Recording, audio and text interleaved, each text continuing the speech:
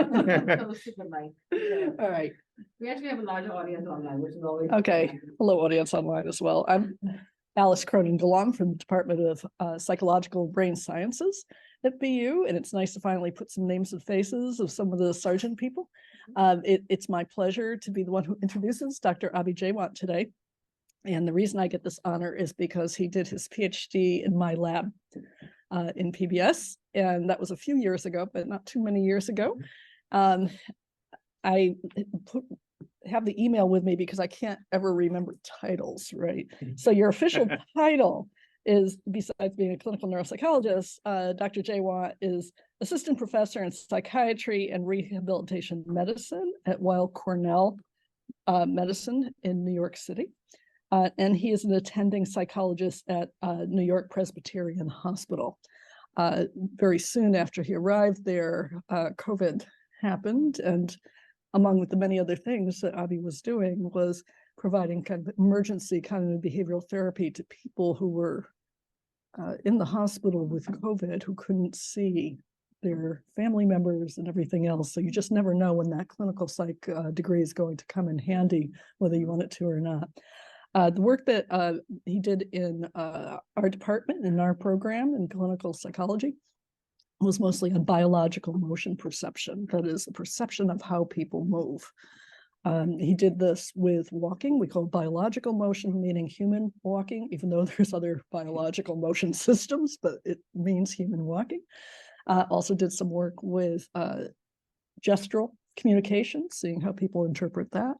And then the crowning achievement, in our opinion, was the intervention study that was part of his dissertation, which was on training people using videos to look at Parkinsonian walking versus non-Parkinsonian healthy walking, and seeing if that would help improve people with PD as they went about their daily business. And then I remember one time coming into the lab, and a gentleman with Parkinson's was there and came up to me and asked me if I knew this guy. And I said, yeah. And he said, I think he's cured me. Like, I didn't know that story. Yes. Oh, I thought I told you this. I said, oh, really? It's like, well, I guess we better give him his PhD then. He said that the training that you did with him, he just really felt that it was a way of really improving his way of navigating in the world. So it was terrific. So I don't want to go much farther than that, except to say that Dr. Jaywant has a K award, K23, at Weill Cornell, and is busy working in the rehab field now, including in post-stroke work, which is why he's here. So it's my pleasure to introduce him. Thank you so much, Alice. Thank you so much for having me, and just really great to spend time with you all before this, and having lunch and seeing the new buildings at BU and what's changed and what hasn't. But yeah, and I think in talking to some of you just now, I'm just really excited because I think hopefully in this talk you'll see I think a lot of commonalities in terms of research interests, paradigms, even, thinking of how we can leverage neuroimaging to advance the development and refinement of post-stroke cognitive interventions. Okay, and for disclosures, as Alice mentioned, I have funding from the NIMH from a K23 award, and previously had a K12, which is like a pilot, institutional pilot K award through NICHD in Georgetown. And those are my only disclosures. Okay, and then in terms of an outline, so I'm going to first start by just big picture talking about cognitive function after stroke, why it matters, and then talk about a pilot randomized controlled trial that I did of an executive functioning intervention in inpatient stroke rehabilitation, and talk some about how I used clinically acquired MR and CT scans to try to inform treatment or understand treatment response. And then I'll also talk about my current K, which is an RCT of an intervention targeting both executive dysfunction and depression in chronic stroke, and talking about how we're using some novel resting state approaches to try to increase fMRI fidelity and reliability. And coming back to BU, my alma mater, would not be complete without some pictures from back in the day. So I had to go on the Vision and Cognition Lab Facebook page to find these, because I'm now several iPhones, I think, past that time. But that top left picture is when I started the program in 2010, and then this is right after I defended my dissertation. And you'll the hiding. Good question. And then the second picture is after I defended my dissertation, working with Alice and also with Terry Ellis, who was a co-mentor of mine, as well as Sandy, Michael Lyons, and Serge Roy. Okay. So why cognition matters after stroke? I have a feeling with this audience, it's not going to be a hard sell to this audience to convince you that cognition and cognitive functioning is intricately important to so much of our daily lives and to the daily lives of the people with stroke that we work with. So in this talk, I'll sometimes refer to cognitively based daily activities as CIADLs, or cognitively based instrumental activities of daily living. These are daily activities that are strongly associated with cognition, things like cooking, following a recipe and cooking, to organizing paperwork and finances, online shopping, navigating a public transportation system, or even participating, especially for the language and communication folks, participating in a group conversation. So post-stroke cognitive impairment typically affects around 50% of stroke survivors. It's enduring, it's disabling, and it impacts independence in these cognitively based IADLs, or daily activities. And cognition also really matters to people with stroke.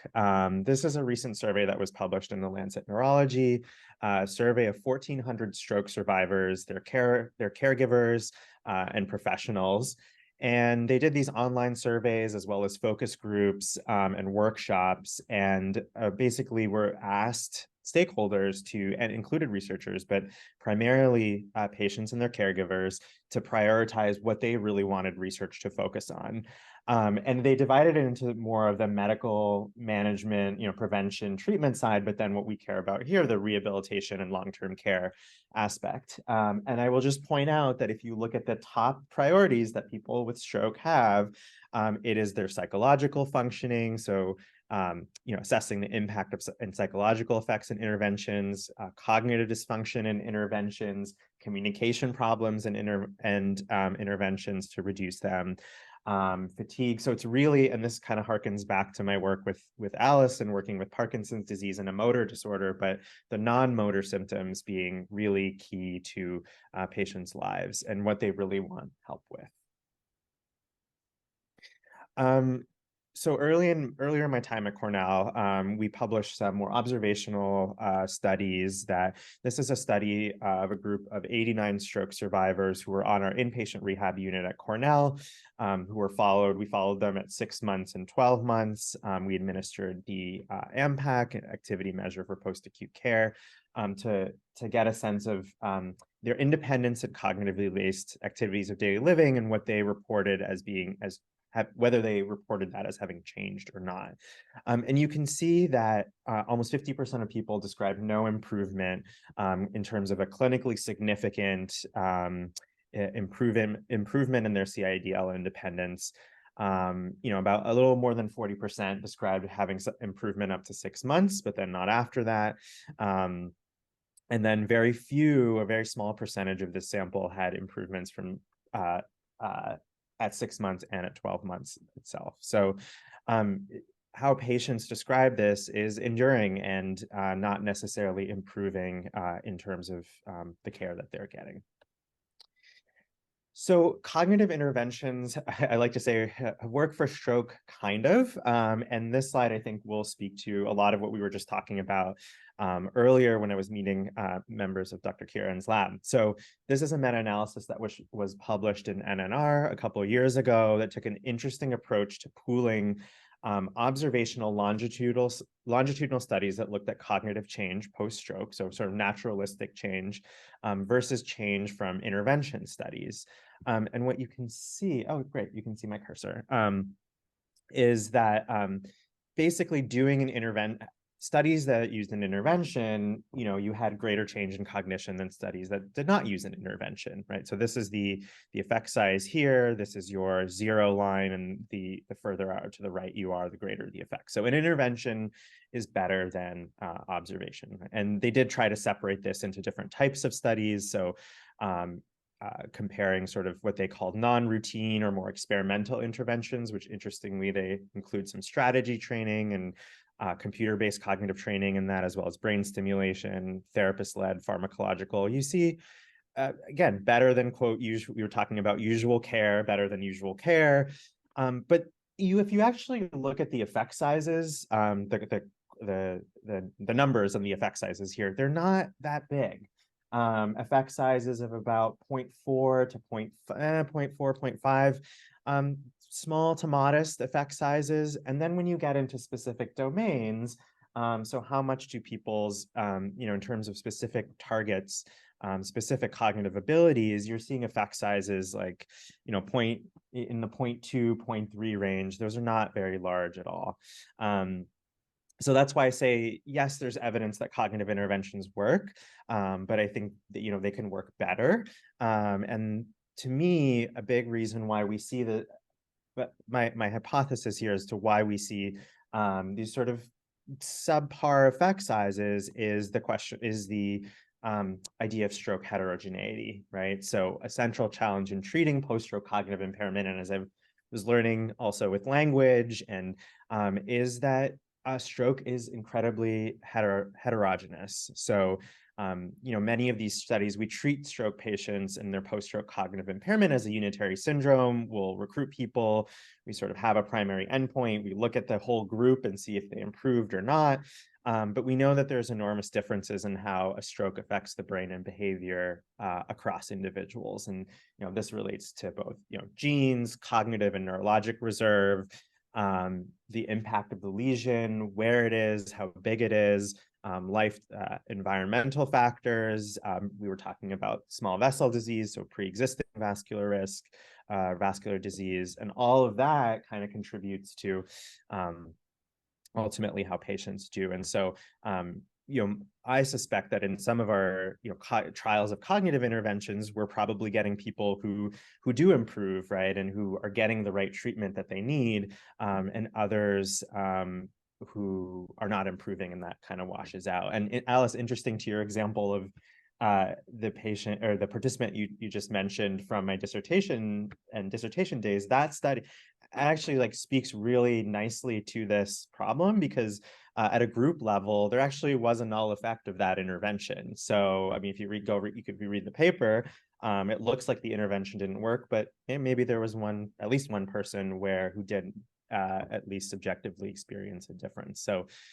So how do we better understand who's getting better and who's not? And so we can more specifically target interventions to the individual is a main area of my research and what I'm interested in.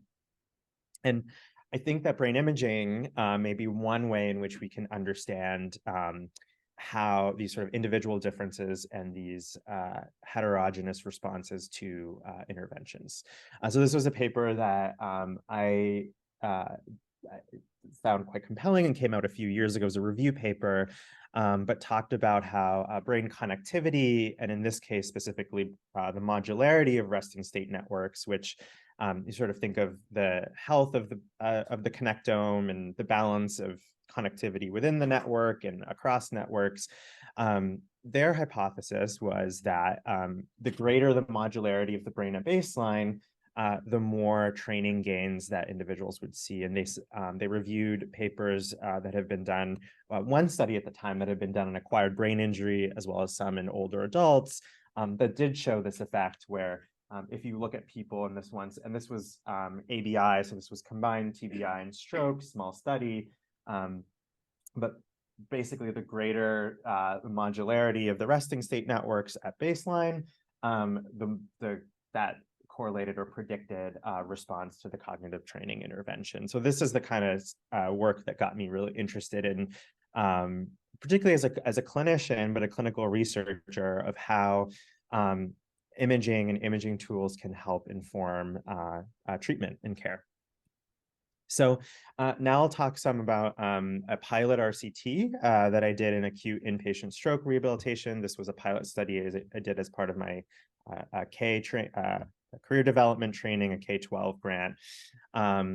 So what we did is, so at Weill Cornell, we have a 22-bed acute inpatient rehab unit. So this is people with stroke who, after they've come to the hospital and they've been acutely stabilized and medically managed, they're transferred to inpatient rehab. On average in our group, this is about 10 days post-stroke, 10 days to 2 weeks, I would say.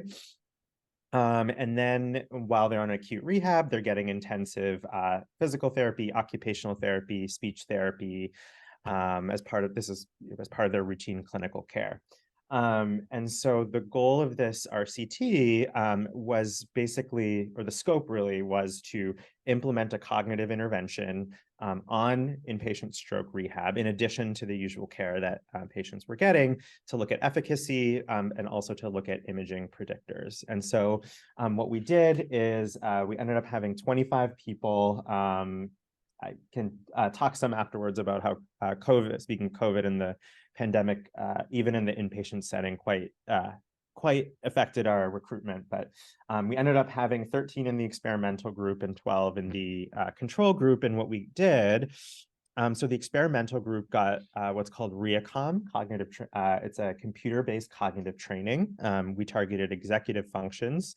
And essentially for the days that the patients were in inpatient rehab, they were getting 30 extra minutes in addition to their OT, PT, speech therapy, 30 extra minutes with neuropsychology with me, and playing and doing these cognitive exercises that were targeting working memory, rapid attention. So things like using really functional activities. So like card games where there would be cards and suits shown with increasing spans and they had to keep track of it, to things like an online shopping environment where they had to memorize a list of items on a shopping list and then like navigate a virtual store and find those items. And it was adaptive. So it's scaled to participant difficulty. The better that the participant did, then the harder and more challenging the task got. So they did 30 minutes of that. And then they also did metacognitive strategy coaching within occupational therapy. So within routine OT, we trained 2 of our OTs to do a form of strategy coaching, which is separate from usual care, which involves Socratic questioning, trying to increase participant awareness of their cognitive difficulties, generate strategies to manage them. So that was the experimental group. And then we had an active control. So those randomized to the control group also received 30 minutes of additional time with me as a neuropsychologist, but they were doing general cognitive stimulation. So non-targeted, these were things like spot the difference puzzles. So they get 2 pictures and they have to tell what the differences are between them, word searches. And these weren't targeting specifically executive functions. And they were not adaptive. So we sort of thought of that as a more general, diffuse cognitive stimulation. And then they were getting usual care cognitive rehab within occupational therapy, which it's always tough to kind of know a little bit what that means. Our OTs at Cornell, often with usual care, will do more direct strategy coaching. So still using functional activities, but coaching patients, cueing them, to develop strategies to manage cognition. So, and just very quickly, my work and my interest is really focused on executive dysfunction. And as a quick segue, there's different cognitive domains, and one might argue that the value of targeting different domains.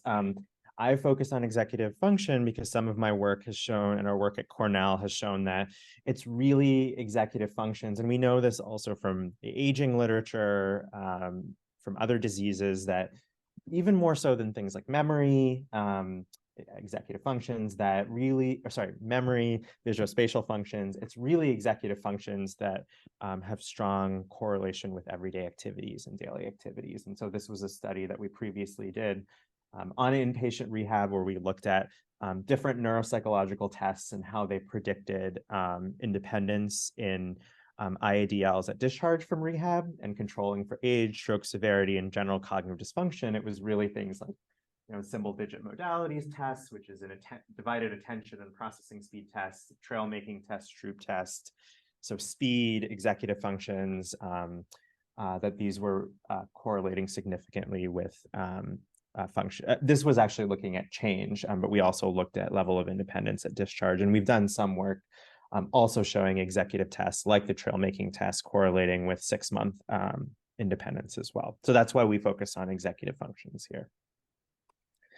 Okay, and then in terms of our outcome measures, we measured this at the impairment level, the activity level, and the self-report or patient report level.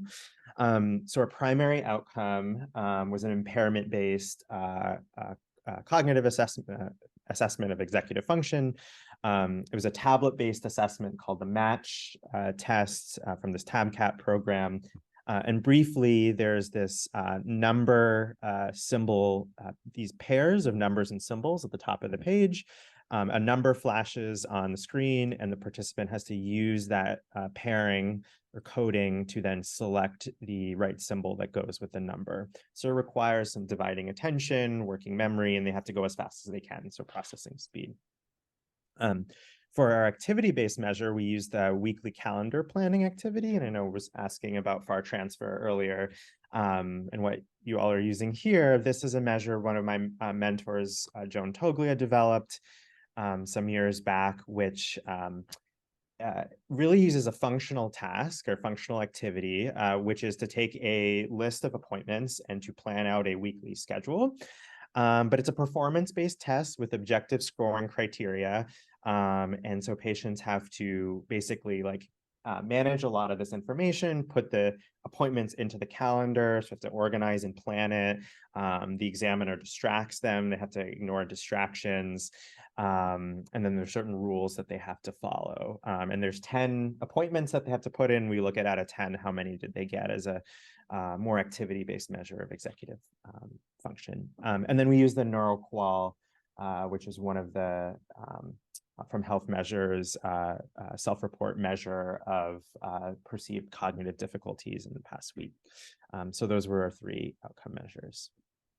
Okay, so results on outcome measures, and we were talking earlier about control groups. I think it's possible we had an active control group here that was too active, because as you can see across both the impairment measure, the MATCH subtest or test, the calendar planning activity, and self-report, basically both groups reported or both groups demonstrated improvement.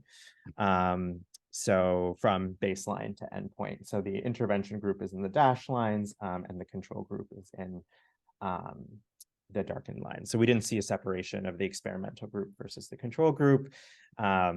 Yeah, so both groups got better. And we ultimately, as I said, were able to recruit much fewer participants than we wanted due to COVID. And unfortunately, there's also a baseline difference there between the groups that I'm trying to sort of think about how to incorporate that into analyses. But it really could be that this active control group was having some kind of an effect, and perhaps suggesting that it really, in this early acute period, that there may be some benefit to more general cognitive stimulation as opposed to more targeted stimulation. Can I ask one question? Yeah. That end like this year? Yes. We did anyone with moderate to severe aphasia, though we did exclude. Yeah. Okay. So now for the imaging piece. So for the next set of analyses I'll talk about, what I did was pool all the participants together since both groups improved, and just looked at the magnitude of change from pre to post intervention, and looked at how that change associated with neuroimaging. And so for our imaging and for this grant, we used clinically acquired CT and MR scans, which I actually think is a significant strength of the study, in that when you think of in terms of feasibility and cost, and as my mentor who developed some of these techniques, Amy Kusieski, talks about bringing the connectome to the clinic, that these were just routine scans that patients were getting as part of their clinical care, that we just went on the medical record, we downloaded them, and we worked with that. So the first thing that we did is, using those clinical scans, we traced lesions. So we got a mask of each individual participant's lesion.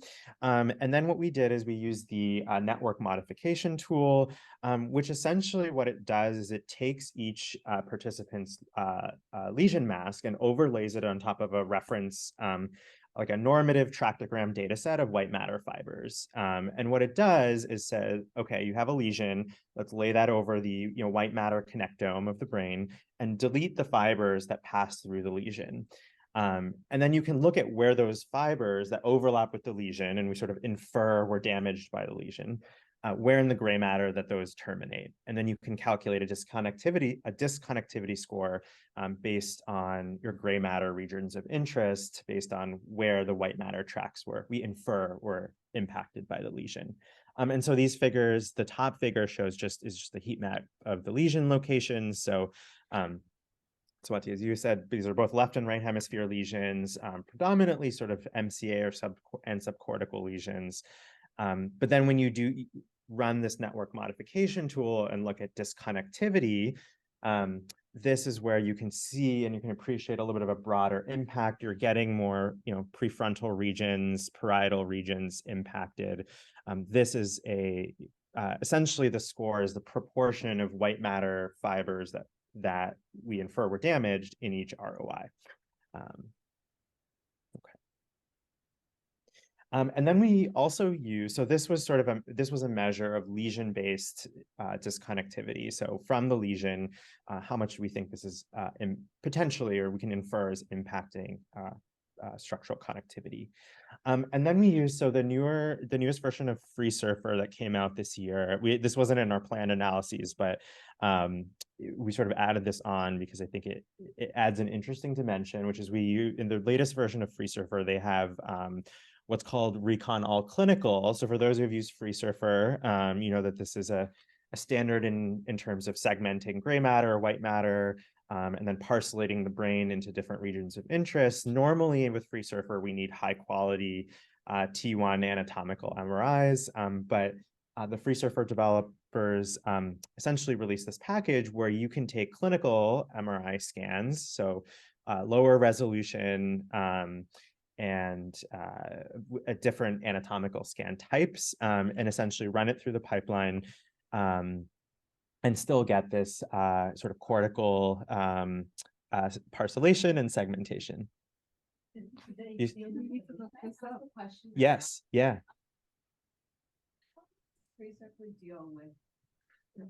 Yes, so what is tricky with this is it's still more than the usual Recon All, is it's still a little bit of a black box. Like I can't, as far as I know, I don't think we can put in a lesion mask or like tell it to ignore that. I have looked at some of the QC output, and I have to look more individual by individual, but it does a pretty good job. This isn't a participant. And I suspect it's going to matter, where the lesion, is it a cortical lesion, how big it is, and maybe in some ways we have a lot of subcortical lesions, strokes in our study. And so, but this is an example of the pipeline. This is an actual participant from our study. It looks pretty, again, for clinically acquired data where, the goal is, and as I'll show, is to relate this to treatment or intervention related change, a potentially useful tool here. Mm-hmm.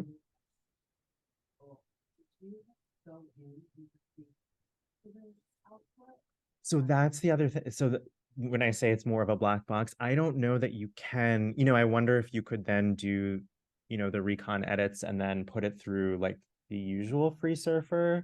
But in terms of this actual package, I don't know that there is a way to do that. So yeah, so it's for editing. Well, there is editing, but there's sort of Recon All Clinical stream is separate. It's like a separate command that you call. It's a whole separate stream because it uses more.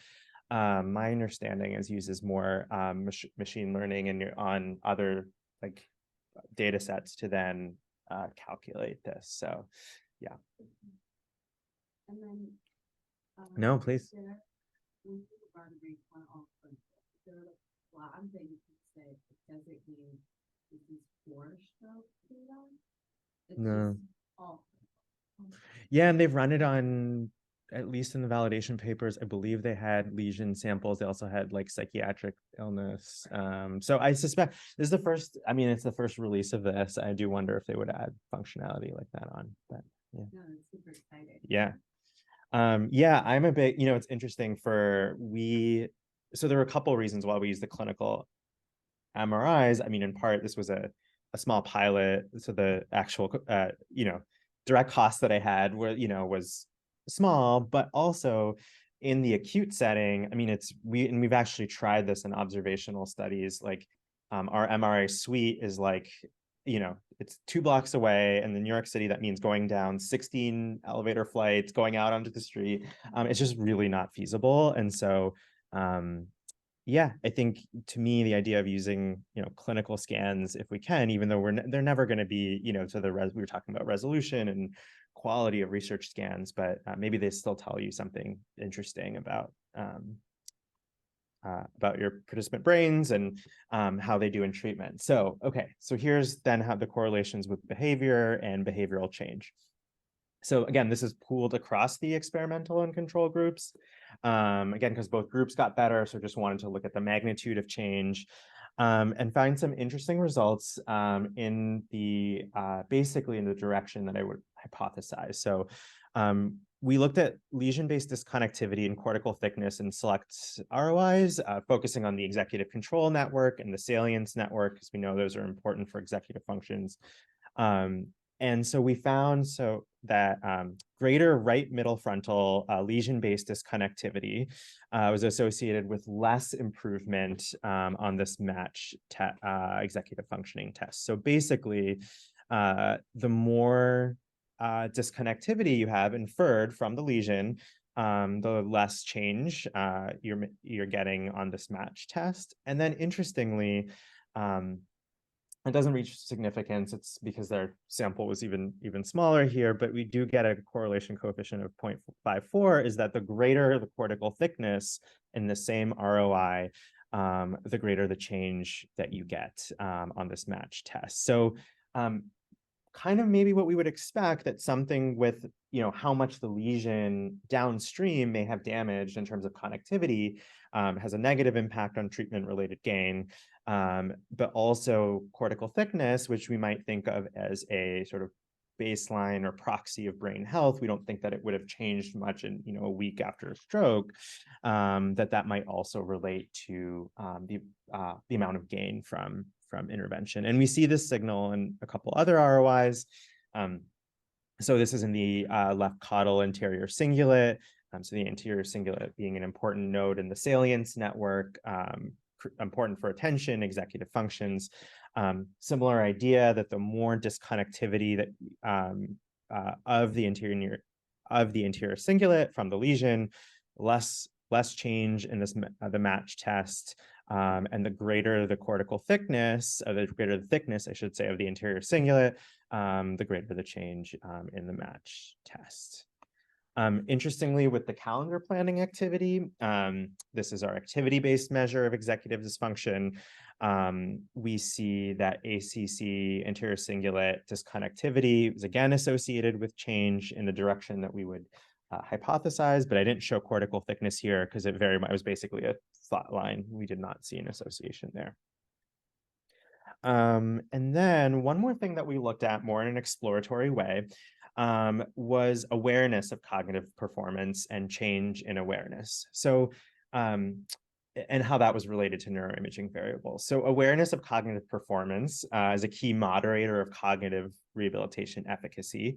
The more we know that strokes often affect patients' awareness of their deficits, and also the more aware that people are, the more likely they are to acquire and implement novel cognitive skills. And so in a previous study, just a cross-sectional study that we published last year, we had used the calendar planning activity and calculated a discrepancy score, which is to, so recall, this is the test where the participant has to take the 10 appointments, put them into the calendar with a lot of distraction and conflicts. And so that's their, observed score. But then we ask them at the end to estimate the number of appointments that they entered correctly into the schedule out of 10. And then you can get this distribution or this discrepancy score, which is the number that they estimate getting right minus the number that they actually got right. And the higher that number, the bigger the delta, the more that they've overestimated, and we think of them being as unaware. And this was a significant difference in this previous study. We showed that people with stroke, you can see by and large, they're above the 0 line, which is where you would be like exactly accurate, meaning they're much more likely to overestimate performance relative to a healthy control group. So what we did then in the inpatient study, this clinical trial is, this pilot trial is we calculated that same discrepancy score, estimated correct minus observed correct, and looked at pre-treatment to post-treatment change. More exploratory here, we expanded to include ROIs in the default mode network. And again, interestingly found that change in awareness. So here, I'm showing posterior cingulate disconnectivity. So this is that lesion-based disconnectivity score on the x-axis. And on the y-axis is change in awareness, but the change in the discrepancy score. So I actually here interpret a more negative value as becoming more aware or more in line. You want to become more negative, and a positive value as being a more unaware or greater unawareness, and change in the direction you don't want. So essentially here we show that greater disconnectivity is associated with less change in awareness. And the only ROI here that came up significant is the posterior cingulate. Super interesting note in the default mode network, which is involved in self-awareness, mentalizing, prospection, memory.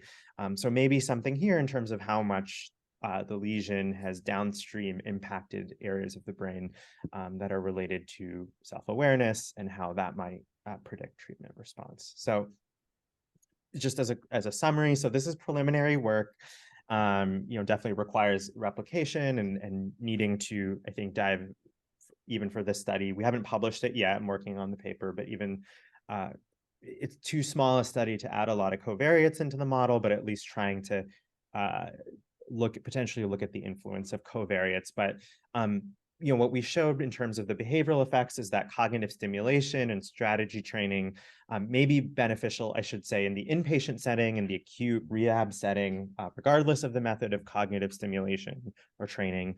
And that greater lesion-based disconnectivity derived solely from clinical MR and CT in the executive control network and the salience network may be associated with less cognitive improvement, and greater cortical thickness, also derived from clinical MR and CT in these same regions, was associated with greater cognitive improvement. And what might be happening, this is from a review paper, but I think it's a nice schematic to illustrate that having a lesion, but having pretty healthy, a cortex, and perhaps you're more likely to see this sort of compensatory increase in rewiring in networks and resting state networks. Whereas for those people who have a thinner cortex, greater thinning, lower thickness, then maybe you get less of this sort of rewiring. And so something about, which kind of makes sense, I think, in terms of some of our discussions previously about, aspects of the lesion, connectivity, but also things like small vessel disease and cortical gray matter health being important to identifying those patients who are more likely to improve from treatment. Okay, and then in the last 10 to 12 minutes, I'm going to switch gears a little bit and talk about post-stroke depression.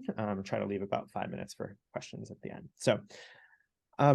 So this is I'm now segueing to my current project, where I became over time also interested in post-stroke depression and the interaction between post-stroke depression and executive dysfunction. So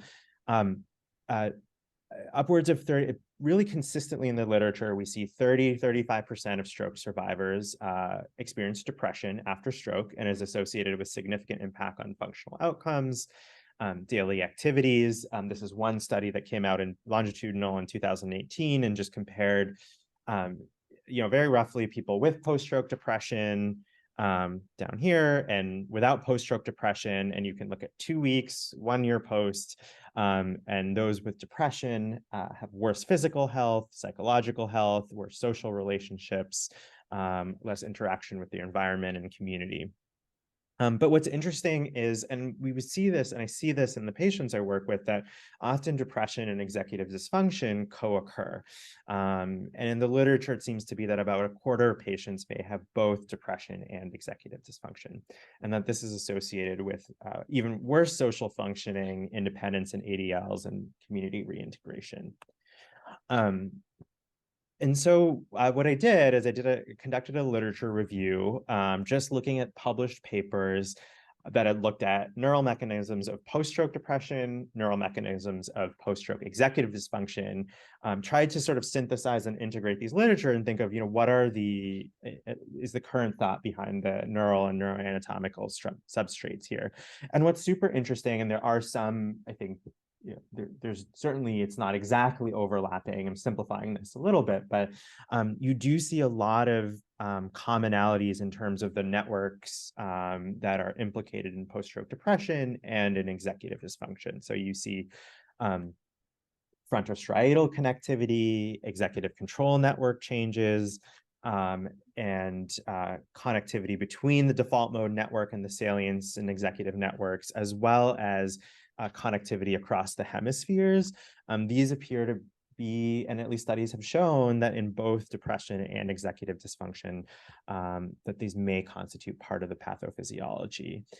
So then when you see the sort of like potential for a common neural mechanism, you might ask the question, can we treat both mood and executive dysfunction in a parsimonious way?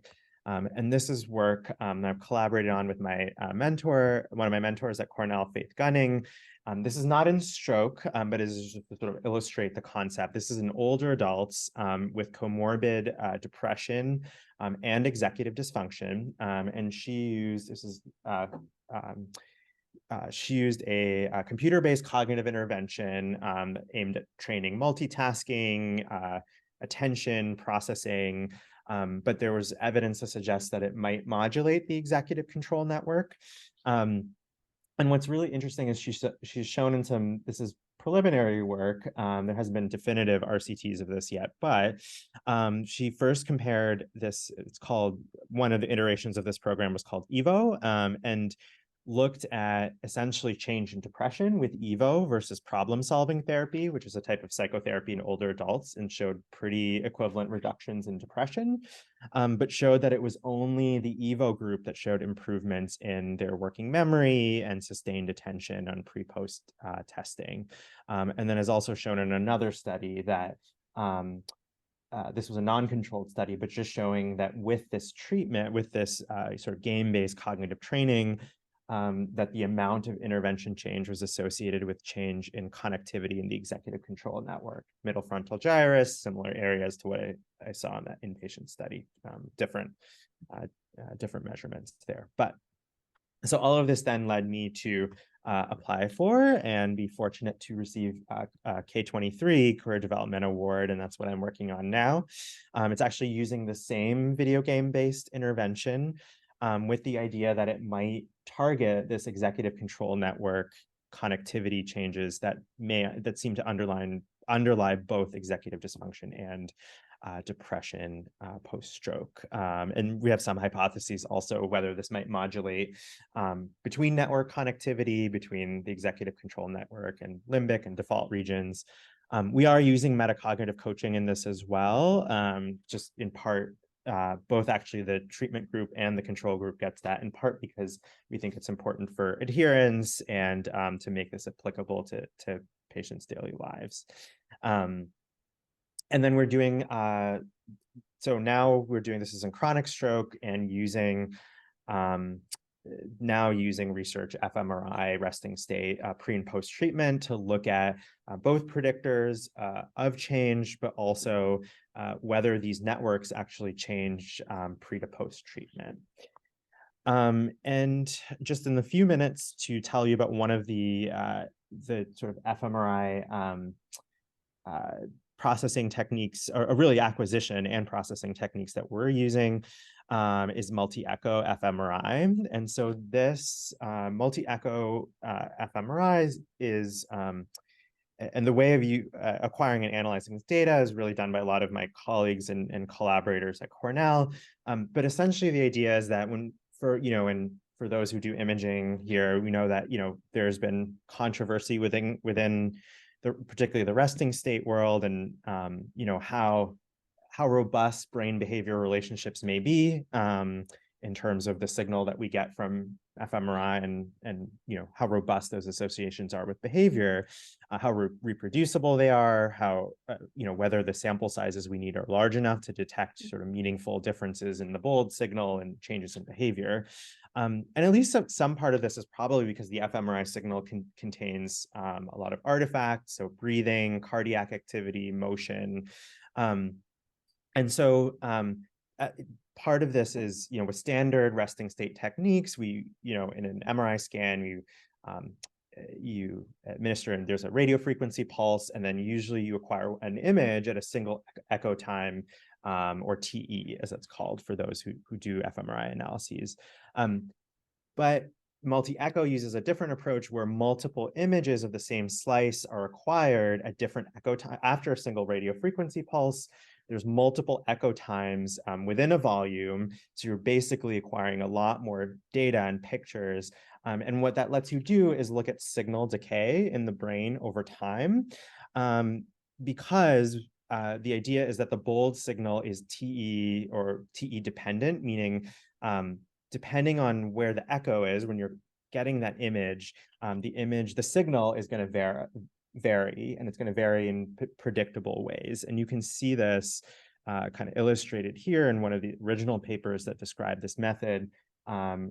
Typically with resting state, typical single echo resting state, you typically acquire images around 31 echo time of 31 milliseconds, but you can go before and after, and you can see that the images look a little bit different.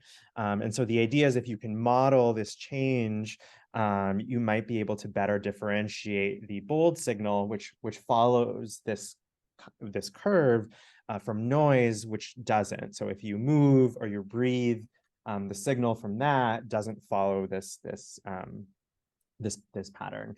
And so you can, by trying to separate out without going into some of the math, which even I certainly am not an expert on, but you can you do independent components analysis, and you can extract components that give you the more closely related to bold versus artifact.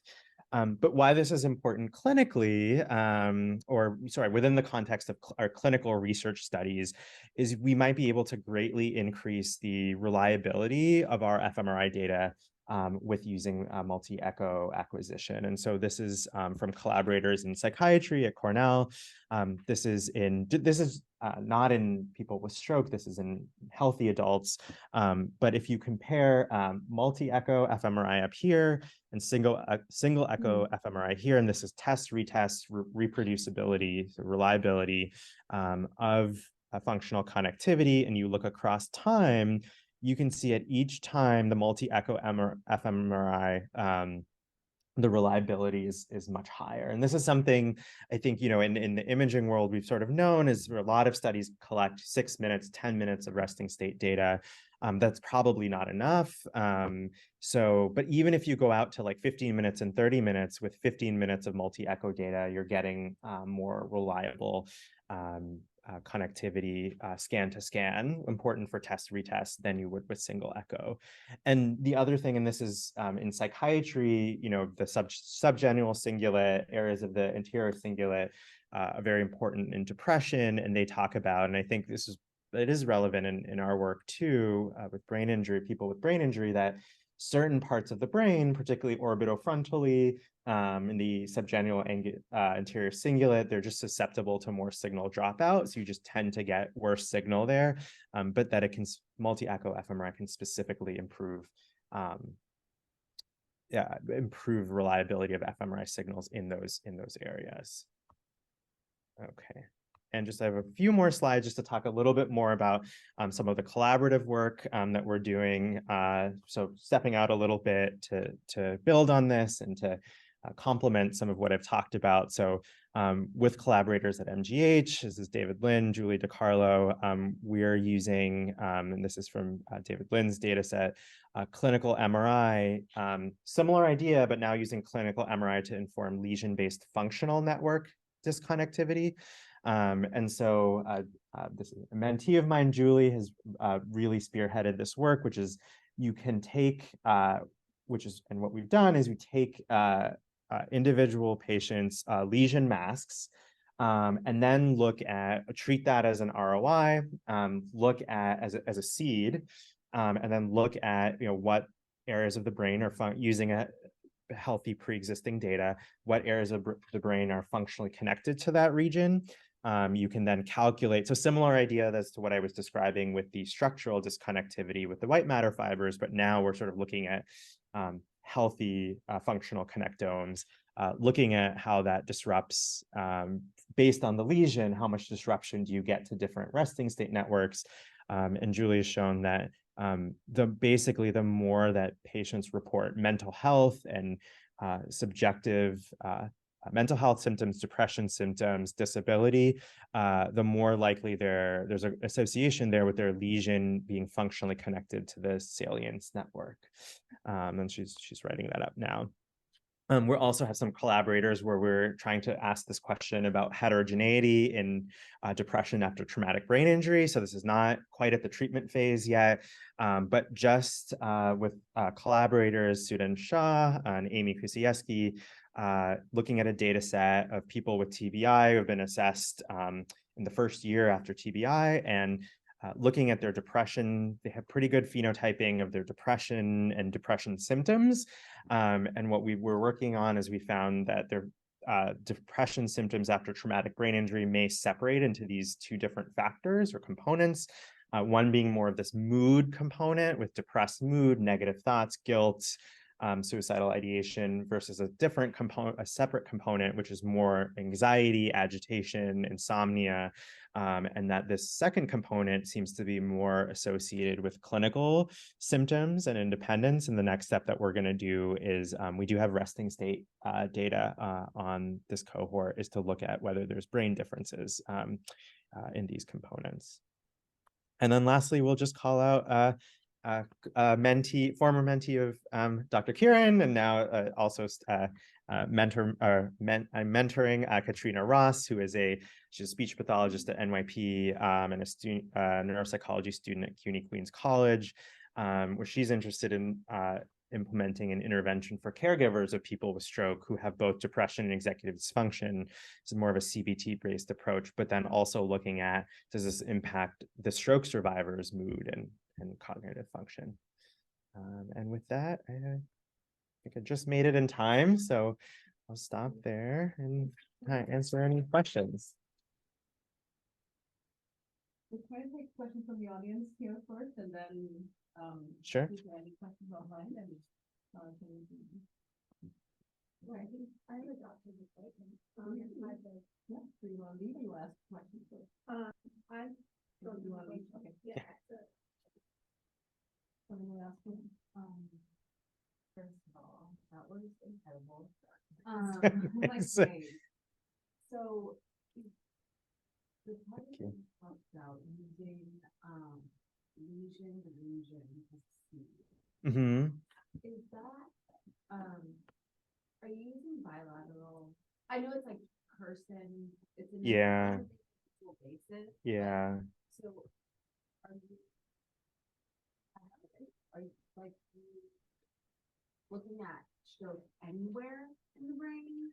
How many people are you looking at? Yeah, this study had, I think, this is a longitudinal cohort. I think in this analysis, they were close to 60. It was actually a naturalistic observational study of upper limb motor recovery post-stroke, but they also had these patient-reported measures. So it's not specifically trying to recruit people. Basically it was people with upper limb motor dysfunction post-stroke, starting in acute, and then following over, I think it was a year and a half. So you have, I think it was like Wow. 50 or 60. Yeah. Yeah. again, kudos, because I know how hard it is to scan stroke patients, but longitudinal is like. Yeah, and this, yeah, I didn't do well. Yeah, I'm in a, I'm certainly learning from David and Julie because I think they set up their study to, and he's a neurointensivist, and so starting on acute.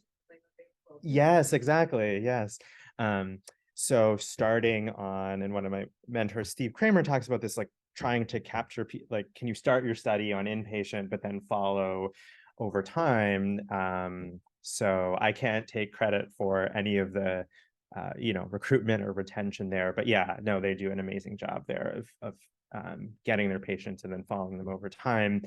I honestly, with my inpatient study, it was a struggle to recruit. I think I went into it saying, it's inpatient, so the patients are there. And, in rehab, we often talk about, I mean, I learned a lot. We often talk about, patients in acute rehab, they do 3 hours of therapy a day. And then we always say, oh, they have like 10 other hours. What are they doing? We should be doing more. And I do think there's probably some people who really want to be doing more. And then there's others, they're too fatigued. There's lots of medical, you're trying to fit in your study, in the context of routine clinical care. So, yeah, recruitment's hard. Retention's hard. Yeah. I know a lot of our patients, I forget who it was, but somebody was doing research, in the acute phase and they had all these scans and we're like, well, how are they doing it? But she was going in as they were collecting the clinical scans. Oh, yeah. So, I mean, if now you can use the clinical scans Yeah. and have something that's at least comparable. Yeah. And then you can bring them in when they're chronic. Exactly.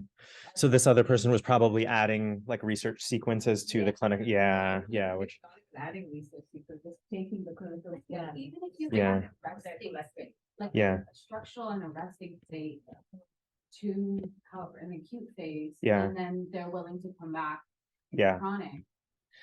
Someone asked me, I think recently, like what's like sort of the ultimate sort of clinical, vision of this. And it's just like down the road, it's always sometimes feels pie in the sky, but like, could you, stroke patient gets admitted if this is, and we talked some about more machine learning. So doing this in a more big data predictive way would be really interesting, but you have their clinical MRI. Could you I mean, it doesn't take that long to trace the lesion, you run it through these tools and you get some, maybe crude, but also informative measure of connectivity and brain health. And that helps you triage, who's getting what treatment or how to better treat an individual.